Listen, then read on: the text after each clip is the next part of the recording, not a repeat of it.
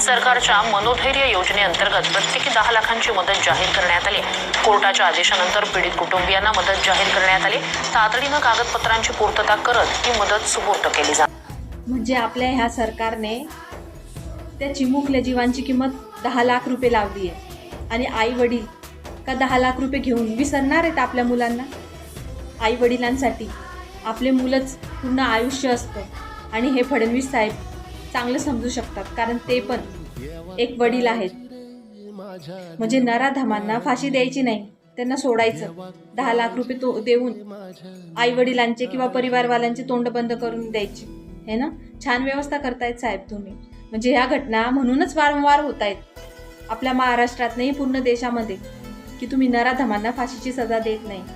दुसऱ्या देशामध्ये बघा काय कठोर कायदे आहेत. 24 तासात फाशी दिली जाते अशा नराधमांना, किंवा मान काटली जाते अशा नराधमांना. पण आपल्या देशामध्ये अशा नराधमांना वाचवण्यासाठी तुमच्यासारखी लाचार सरकार पुढे येते. म्हणून ह्या घटना वारंवार होतात आणि आई वडिलांना आपल्या मुलांना गमवावं लागतं अशा घाण सरकारमुळे. पण मी फक्त एवढंच म्हणेल की आपल्या महाराष्ट्रात काय पूर्ण देशामध्ये नेपाळसारखी परिस्थिती होणे खूप गरजेची आहे. तेव्हाच कुठं ह्या राजनेत्यांचे डोकं ठिकाणावर राहील आणि हे जनतेला एक माणूस म्हणून समजतील.